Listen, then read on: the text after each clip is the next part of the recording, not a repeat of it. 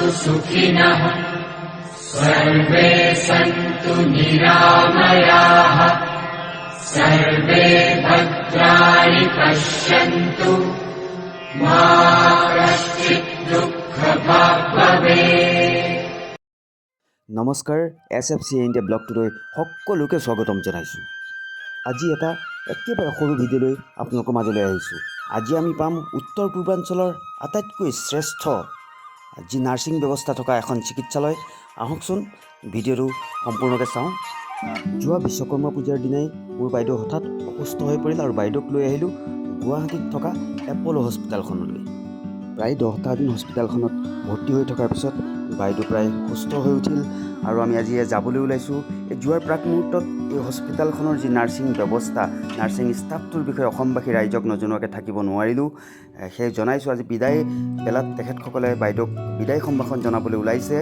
বাইদেউ যেন সোনকালে সুস্থ হৈ উঠে তাকেই কামনা কৰিছে তেখেতসকলে ভগৱানৰ ওচৰত।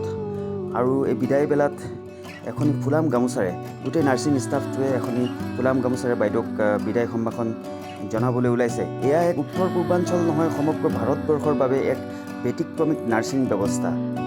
এগৰাকী ৰোগীৰ প্ৰতি থকা মৰম শ্ৰদ্ধাৰ যি চানেকি, সেয়া অসমবাসী ৰাইজক নেদেখুৱাকৈ থাকিব নোৱাৰিলোঁ।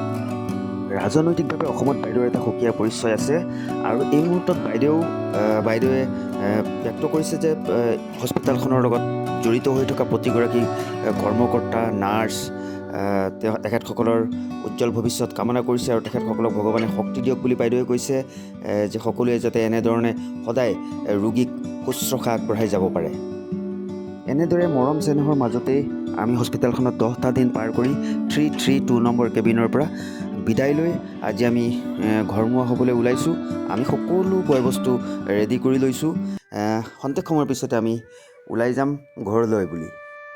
উত্তৰ পূৰ্বাঞ্চলৰ আন চিকিৎসালয়সমূহৰ তুলনাত এইখন চিকিৎসালয়ত খৰচবোৰ আংশিকভাৱে কিছু বেছি যদিও এগৰাকী ৰোগীয়ে নাৰ্ছৰ পৰা যি পাবলগীয়া শুশ্ৰূষা, সেই শুশ্ৰূষাৰ পৰা কিঞ্চিতো যে বঞ্চিত নহয় সেয়া নিশ্চিতভাৱে ক'ব পাৰি।